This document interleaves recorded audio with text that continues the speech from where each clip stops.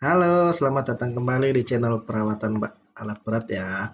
Kali ini saya akan menjelaskan mengenai prosedur merawat baterai pada alat berat khusus tipe aki basah.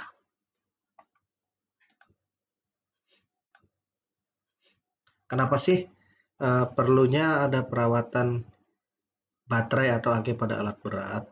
Nah, alat berat itu kan jam operasionalnya panjang ya, bisa sehari, 2 hari, atau beberapa minggu. Jadi performanya harus selalu optimal ya di kapanpun dan dimanapun engine-nya itu harus siap untuk di starter atau di running. Nah, karena itu perawatan baterai itu menjadi kunci kesuksesan atau lancarnya suatu pekerjaan pada alat berat. Yang pertama pada perawatan alat berat adalah lakukan pemeriksaan kekencangan baut terminal baterai. Jadi yang namanya alat berat itu kan guncangannya kenceng ya, keras gitu guncangannya. Jadi antara pengikat kabel dan kutub atau terminal itu mungkin karena guncangan itu lama kelamaan dia terjadi kendor, atau mungkin pada saat instalasi pemasangan baterai itu bautnya tidak kencang, tidak maksimal kekencangannya, jadi terjadi kekendoran. Atau bahkan ketika kita periksa terminal baterainya itu di salah satu terminalnya itu terjadi retak atau mau putus gitu ya. Nah, kita harus segera menggantinya ya, jangan dibiarkan begitu saja, malah nanti mengakibatkan adanya percikan bunga api yang berbahaya bagi engine dan bagi unit alat berat itu sendiri. Jadi sekali lagi, ketika pemeriksaan terminal baterai itu terjadi kekendoran, maka kencangkan. Namun apabila terjadi keretakan, ya seharusnya diganti ya, sebaiknya diganti. Kemudian selanjutnya adalah membersihkan plug atau area baterai dari debu dan kotoran ya. Namanya alat berat itu kan bekerja di area berdebu ya, atau mungkin berlumpur dan lain sebagainya, sehingga oh, kondisi baterai itu kotor.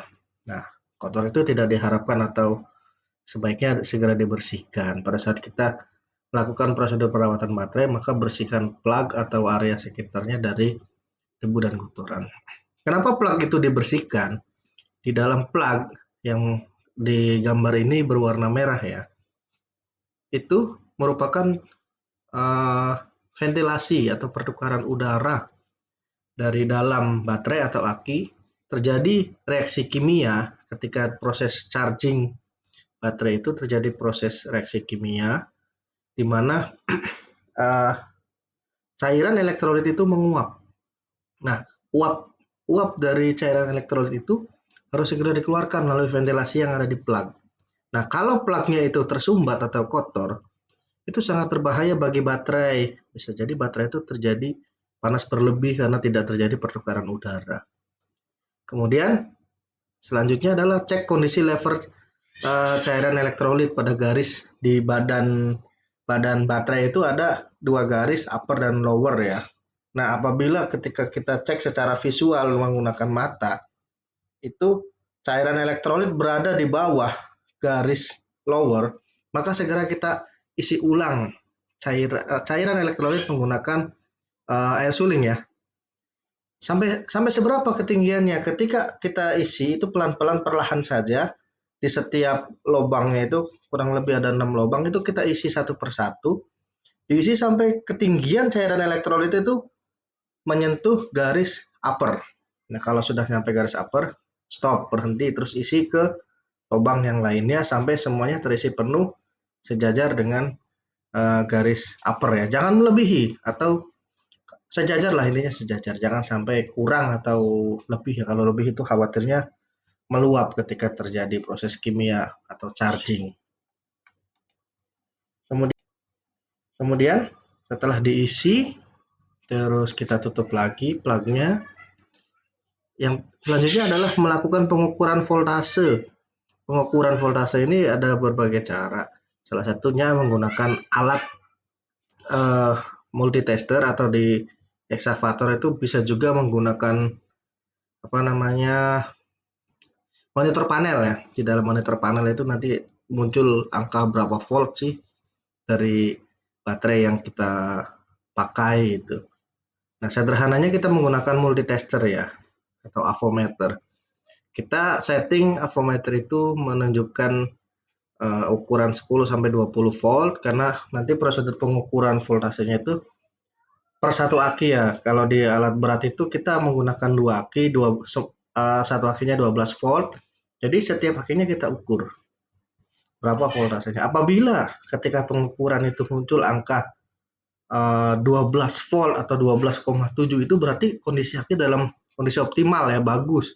Namun apabila ketika diukur ternyata si multitester atau avometer itu menunjukkan di bawah 10 volt, maka sebaiknya kita segera lakukan pengecasan baterai. Apabila memang sebelumnya sudah kita isi cairan elektrolitnya, namun voltasenya masih di bawah 10 volt. Nah, setelah kita charging selama 4 sampai 8 jam sesuai prosedur pabrikan saja, misal kita fast charging berarti 4 jam, kalau low charging itu standarnya sekitar 8 sampai 10 jam. Ternyata setelah 8 jam kita charging menggunakan metode normal charging, itu kita cek lagi menggunakan multitester atau avometer, itu voltasenya masih di bawah 10, berarti sel-sel yang di dalam baterai itu sudah rusak. Dia tidak dapat menerima pertukaran energi atau menghasilkan listrik ya. Jadi sebaiknya ketika aki atau baterai itu tidak dapat di-charging ulang, ya kita ganti dengan yang baru ya, apabila usianya memang sudah periodikal untuk diganti. Begitu. Tuh. Nah, jadi beberapa step tadi untuk prosedur perawatan baterai. Jadi jika aki itu dirawat atau baterai itu dirawat dengan benar, maka usia aki itu atau baterai itu dapat mencapai usia maksimum sesuai standar pabrik. Standar pabrik itu berapa lama sih usia baterai? Usia baterai itu berkisar 2 sampai 5 tahun ya. Umumnya sekitar 3 tahun itu sudah mulai melemah kapasitas penyimpanannya.